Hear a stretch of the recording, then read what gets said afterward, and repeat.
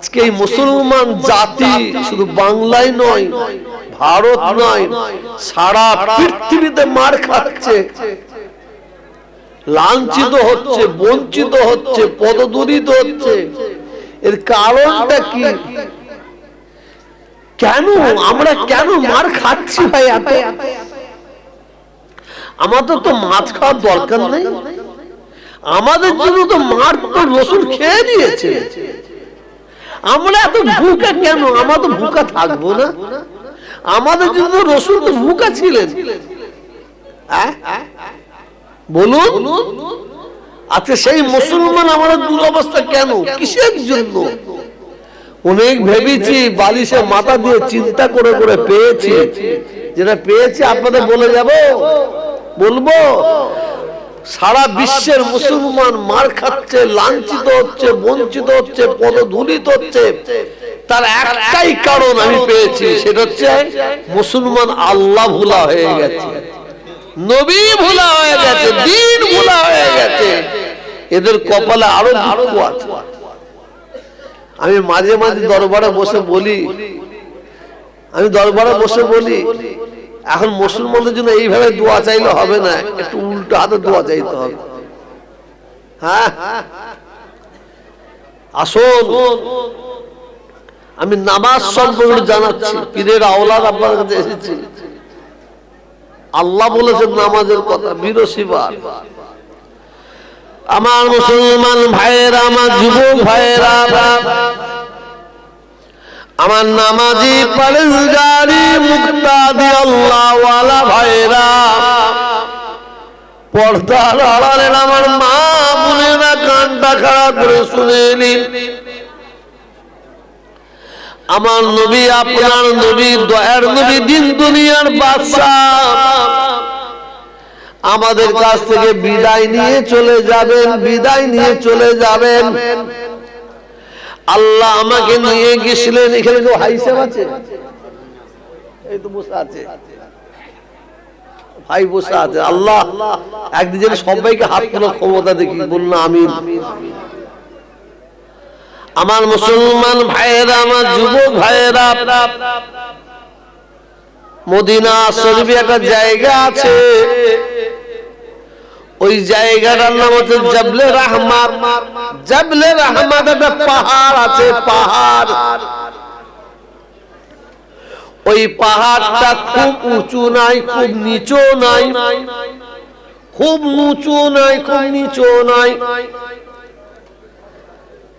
যে পাহাড়ের মাথায় আমাদের আদি পিতা, আমাদের আদি মা হযরতে আদম আলাইহি ওয়াসসালাতু ওয়াসসালাম, মা হাওয়া আলাইহি ওয়াসসালাতু ওয়াসসালাম যে পাহাড়ের উপরে উঠে আল্লাহ তাআলার দরবারে দুটো হাত তুলে কেঁদেছিলেন, আল্লাহ অন্যায় করে ফেলেছি, ভুল করে ফেলেছি, আল্লাহ আপনি আমাকে মাফ করে দিন, মাফ করে দিন। মা হাওয়া, বাপ আদম কি এমন অন্যায় করলো, কি এমন ভুল করলো? আল্লাহ তাআলা মা হাওয়া, বাপ আদমকে বললেন, দুনিয়ায় একটা গাছ আছে, একটা গাছ, সেই গাছটার নাম হচ্ছে গন্ধাম। সেই গাছটার নাম কি? গন্ধাম গাছ। ওই গন্ধাম গাছের ফল তোমরা খাবে না, খাবে না। মা হাওয়া, বাপ আদম আলাইহিস সালাম শয়তানের চক্করে পড়ে যায়, শয়তানের ধোঁকায় পড়ে যায়। শয়তানের চক্করে পড়ে গিয়ে, ধোঁকায় পড়ে গিয়ে গন্ধাম গাছের ফল খেয়ে নিলেন। আল্লাহ তাআলা মা হাওয়া, বাপ আদমের জান্নাতি লিবাস ছিনিয়ে নিলেন, একজনকে ছুঁড়ে ফেলে দিলেন জেদ্দায়, আর একজনকে ছুঁড়ে ফেলে দিলেন সেরান। চামড়া চোখে দেখেছি মা হাওয়ার কবর কোথায়? জেদ্দায়। ওখানে আমার অনেক মোহাব্বতের মানুষ আছে, সঙ্গে গেলাম, মা হাওয়ার কবরটা কেমন শুনুন। এই দেওয়াল দেখছেন, এখান থেকে ওই যে দেওয়াল এত বড় লম্বা, এত বড়। মা হাওয়া বাবা আদম আলাইহিস সালাতু ওয়াস সালাম ভুল করে ফেলেছেন। আল্লাহ তাআলার দরবারে কাঁদছেন, আল্লাহ ভুল করেছি, অঝরণে কাঁদছে। আল্লাহ মাফ করে দেন। আল্লাহ বলেন না না না, মাফ করব না। কতদিন কেঁদেছিলেন জানেন? মা হাওয়া বাবা আদম কাঁদতে চোখের কোণার পানি শুকিয়ে গেল। চোখের দুই চোখের কোণায় ঘা হয়ে গিয়েছিল। তথাপি আল্লাহ মাফ করলেন না। মা হাওয়া বাবা আদম, আল্লাহ অন্যায় করেছি, ভুল করেছি। কাঁদতে দুজনে কোথায় উঠলেন? কোথায়? জাবলে রাহমাত পাহাড়ে উঠলেন। উঠে আল্লাহ তাআলার দরবারে কাঁদছেন। কতদিন কেঁদেছেন জানেন? 1 বছর, 2 বছর, 5 বছর, 100 বছর, 200 বছর, না না না না, 350 বছর ধরে কাঁদলেন। পাহাড়ের উপরে উঠলেন জাবলে রাহমাত। আয়েশা উঠেছিলেন তো? উঠেছিলেন না? উঠতে পারতেন না, বয়স হয়ে গেছে। হ্যাঁ, জাবলে রাহমাত পাহাড়ের উপর উঠে দুটো হাত তুলে আল্লাহ তাআলার দরবারে কাঁদেন। আল্লাহ ভুল করেছি, অন্যায় করেছি, আল্লাহ মাফ করে দেন। আল্লাহ বলছেন না না, মাফ করব না। আল্লাহ ফিরিয়ে দিচ্ছেন। মা হাওয়া বাপ আদম আলাইহিস সালাতু ওয়াস সালাম, শুনুন, দুটো হাত তুলে বলছেন আল্লাহ আল্লাহ আল্লাহ, আপনি আমার ছেলেদের মধ্যে একটা ছেলেকে দুনিয়ার জমিনে পাঠাবেন, যে ছেলের নাম হবে মুহাম্মাদুর রাসূলুল্লাহ সাল্লাল্লাহু আলাইহি ওয়াসাল্লাম। আয় আল্লাহ, আমার সেই ছেলের ওসিলায় আল্লাহ আপনি মাফ করে দিন। আল্লাহ বলেন আদম হাওয়া, তোমার ছেলেদের মধ্যে একটা ছেলের নাম হবে মুহাম্মদ। সকল পড়লেন মুহাম্মদ নাম শোনার সঙ্গে সঙ্গে আল্লাহ বলেন তুমি জানলে কি করে? আল্লাহ আপনার আরশে আজিমের উপরে লেখা আছে লা ইলাহা ইল্লাল্লাহ। না না না না না, আল্লাহর আরশে আজিমের উপরে লেখা আছে লা ইলাহা ইল্লাল্লাহ। লা ইলাহা ইল্লাল্লাহ। আল্লাহ আপনি কুদরতি নজর দিয়ে দেখলেন, আপনার আরশে আজিমের উপরে লেখা আছে লা ইলাহা ইল্লাল্লাহ। আল্লাহ আপনি তো বলেছিলেন আমার আরশটা সৌন্দর্য লাগছে না, আমার আরশটা দেখতে ভালো লাগছে না। লা ইলাহা ইল্লাল্লাহ পাশে লিখে দাও মুহাম্মাদুর রাসূলুল্লাহ সাল্লাল্লাহু আলাইহি ওয়াসাল্লাম। সুবহানাল্লাহ, সেই তো জেনেছি। আল্লাহ বলেন আদম হাওয়া যাও যাও যাও যাও, আজকে আমি আর তোমাদের ফিরাতে পারবো না। আমি আল্লাহ আমার বন্ধুর ওসিলায়, আমার হাবিবের ওসিলায় আমি আল্লাহ তোমাদের মাফ করে দিলাম। জাবলে রাহমাত পাহাড় হাদিসে আমরা দেখেছে উঠেছে, কিন্তু এই জাবলে রাহমাত পাহাড়ের আর একটা ঘটনা আছে ভাই, আছে। না উঁচু না নিচে, নিচু থেকে একটু উঁচু। আল্লাহর নবী, দয়ার নবী আমার জীবনের শেষ ওয়াজ, জীবনের শেষ বক্তব্য রাখবেন।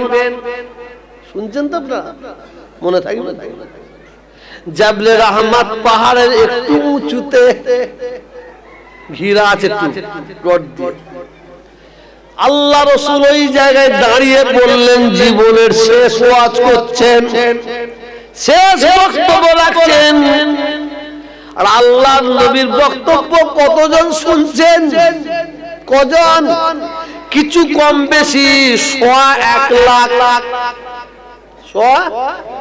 1,25,000 মতন আল্লাহর নবী সাহাবা দাঁড়িয়ে দাঁড়িয়ে চাতক পাখির নাই দেখছেন। শুনুন, আল্লাহ রাসূল যখন বক্তব্য রাখছেন, কোন মাইকের ব্যবস্থা ছিল না, সেই সময় কোন মাইকের ব্যবস্থা নাই।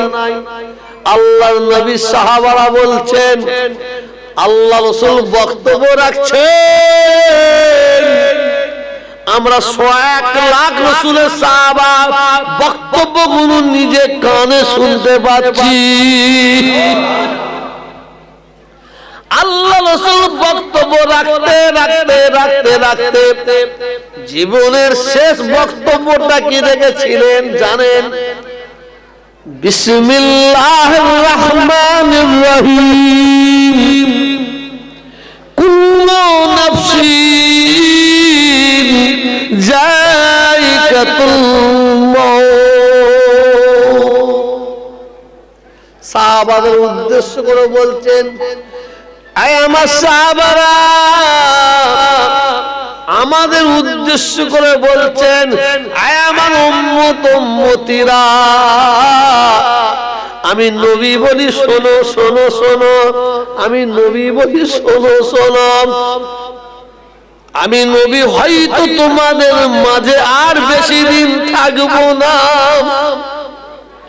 আমি নবী আর তোমাদের মাঝে হয়তো বেশি দিন থাকবো না, হয়তো আল্লাহর ডাকে সাড়া দিয়ে তোমাদের কাছ থেকে বিদায় নিয়ে চলে যাব।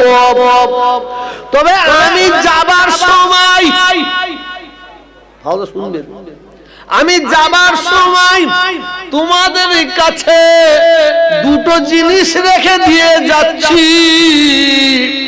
এই দুটো জিনিসকে তোমরা মজবুত করে ধরে থাকো, আঁকড়ে ধরে থাকো, মজবুত করে ধরে থাকবে।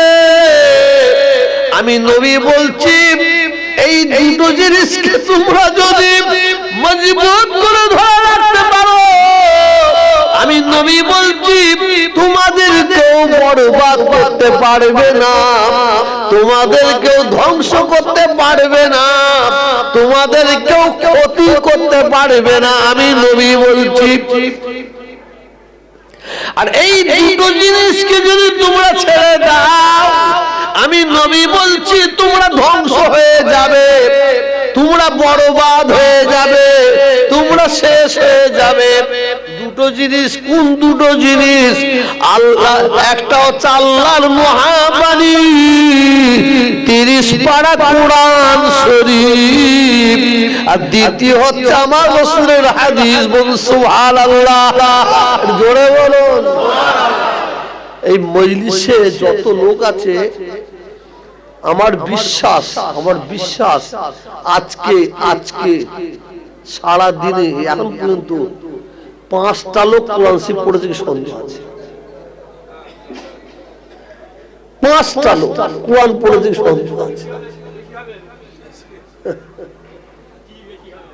কিছু মনে নেবেন না কেন? আমি আপনাদের ভাই এসেছি। আমি বড় বক্তা, বড় ওয়াইজিন নয়, আমি দাদা হুজুরের গোলাম। আমরা সবাই দাদা হুজুরের গোলাম। সে ভাই হিসেবে বলছি আপনাদের।